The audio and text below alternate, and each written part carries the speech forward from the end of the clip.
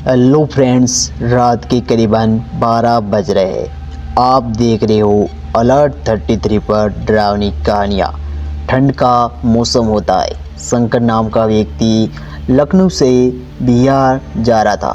बिहार पहुंचने का टाइम रात को 11 बजे था। ट्रेन में जब शंकर की आँख खुली तभी घड़ी में लगभग 2 बज रहे थे। घड़ी टक टक की आवाज़ लगा रही थी। शंकर को जान में जान तब आती है जब वो देखता है कि ट्रेन एक स्टेशन पर रुकी हुई है। शंकर ने अपना सामान लेकर ट्रेन से उतरा। जैसे ही शंकर ने ट्रेन पर उतरा तभी ट्रेन चलने लगी। चारों तरफ घना कोहरा अंधेरा छाया हुआ था, पर स्टेशन पर कुछ भी नज़र नहीं आ रहा था। तो कोई दुकान भी नज़र नहीं आ रही थी, कोई इंसान तक नहीं था। वहाँ पे कोई जानवर तक भी उस स्टेशन पर दिखाई नहीं दे रहा था। कोहरे में शंकर प्लेटफॉर्म के लास्ट कोने तक पहुँच गया। तभी एक पुराना सा बोर्ड दिखाई देता है शंकर को। शंकर उसको पढ़ता है और उस पर लिखा हुआ था कि 135 किलोमीटर पर शंकर स्टेशन से बाहर आ गया। बाहर का नज़ारा भी वही था जो स्टेशन पे था। चारों बगल घना कोहरा छाया हुआ था। ठंड भी बहुत तेज होती जा रही थी। दूर से कुत्ते के भौंकने की आवाज़ें आ रही थी, और रात में कीड़े मकोड़े आवाज़ आ रही थी, छुन छुन की। शंकर थोड़ा डरा हुआ था।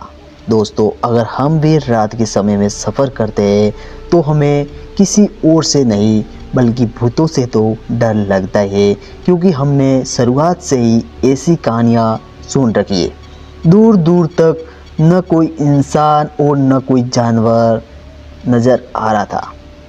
देखो, चादर निकाला और एक कोने में जाके पूरे ओढ़ कर बैठ गया। कोहरा काफ़ी बढ़ता जा रहा था। ठंड भी बहुत तेज़ होती जा रही थी। 10 मिनट के बाद शंकर के कानों में एक आवाज़ सुनाई पड़ती है। लगा शंकर अपने मुंह पे चादर हटा के चारों तरफ देखता है तो उसे कोई नज़र नहीं आ रहा। फिर शंकर ने चादर ओढ़ के बैठ गया। 10 मिनट बाद फिर से वही आवाज़ सुनाई देने लगी। शंकर फिर से चारों तरफ देखने लगा तो देखता है एक बूढ़ा आदमी प्लेटफॉर्म पर झाड़ू लगा रहा था। शंकर बोलता है, हेलो बाबा, ये पटना जाने वाली ट्रेन कब तक आएगी? बूढ़ा आदमी बोलता है, कल सुबह तक बाबू, 10 बजे से पहले कोई ट्रेन नहीं है। बेटा, अगर रात गुजारनी है तो यही पास में एक सरकारी सर्किट हाउस है, वहीं रुक जाइए। आज रात को शंकर सोचने लगा, यहाँ रुकने से तो अच्छा है उस सर्किट हाउस में रुक जाऊं। शंकर बोलता है, तो ये सर्किट हाउस कितना दूर है? वो बूढ़ा आदमी बोलता है, यही पास में है बेटा, चलिए मैं लेके चलता हूँ। साइकिल से जाने लगा तो वही ठंडी हवाएं उसके सीने से यूँ टकरा रही थी जैसे साइकिल अपने आप चला रहा हो। शंकर सोचने लगा, एक तो ये आदमी बूढ़ा है और इतना दम कैसे आ गया। शंकर अपने जेब से मोबाइल फ़ोन निकालता है और उसकी लाइट को चालू करता है। बूढ़ा आदमी नहीं था, साइकिल अपने आप चल रही थी। शंकर डर के मारे चुप हो जाता है। तभी थोड़ी देर बाद एक घर आता है। फिर वो बूढ़ा आदमी बोलता है, अरे साहब, कहीं दिक्कत तो नहीं हुआ न? आइए अंदर चलते। शंकर उससे पूछने वाला ही था कि तभी देखता है अपने कमरे में चाबी निकालकर दरवाज़ा खोला। तभी शंकर बोलता है, ये चाबी तुम्हारे पास कैसे आया? बूढ़ा आदमी बोलता है, क्या साहब, ये गांव की सर नहीं जो हर के काम के लिए आदमी रखे। यहाँ 2 काम एक ही आदमी को दिया जाता है। सरकार ने फिर दोनों अंदर गया। शंकर को ये तो पता चल गया था कि यहाँ कई दिनों से साफ सफाई नहीं हुई। शंकर एक रूम में जाके आराम करने लगा, लेकिन 10 मिनट के बाद फिर से वही आवाज़ सुनाई देने लगी। शंकर उठता है और देखता है तो वहाँ पे आदमी झाड़ू लगा रहा था। वो बुढ़ा आदमी बोलता है, क्या हुआ साहब, भूख लगी क्या, मटन बना दूँ? शंकर बोलता है, ठीक है।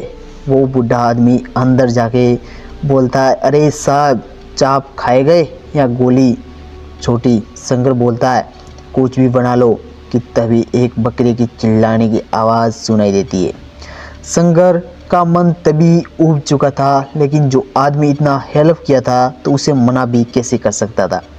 थोड़ी देर बाद वो बुढ़ा आदमी एक थाली में मटन लेके आया कि तभी दूसरे दरवाजे से अंदर से खट खट की आवाज़ें आने लगी। शंकर बोलता है, ये क्या हो रहा है? बुढ़ा आदमी बोलता है, अरे डरो मत साहब, यहाँ कुछ भूत प्रेत है। फिर वो बुढ़ा आदमी एक थाली में मटन अलग कर दरवाजे खोल के अंदर डाल देता है। कुछ ही क्षणों में थाली साफ करके दरवाजे के नीचे फेंक दिया। शंकर आओ देखा ना, ताव वहाँ भागने लगा, साइकिल चलाते चलाते जैसे भारी होते जा रहा था। तभी शंकर पीछे मुड़ के देखता है कि वही बुढ़ा आदमी साइकिल के पीछे बैठा हुआ था और बोलता है कि ट्रेन कल सुबह 10 बजे से पहले नहीं आएगी साहब, आज रात तो सर्किट हाउस में ही रुकना पड़ेगा। दोस्तों शंकर पूरी तरह से डर जाता है और शंकर ने यह बताया कि आज भी मैं उस घटना को नहीं भूल पाया। यह थी अलर्ट 33 की कहानी। अगर आपको पसंद आई हो तो वीडियो को लाइक और चैनल को सब्सक्राइब ज़रूर से कर दीजिएगा। हम मिलते हैं अगली हॉरर स्टोरी में।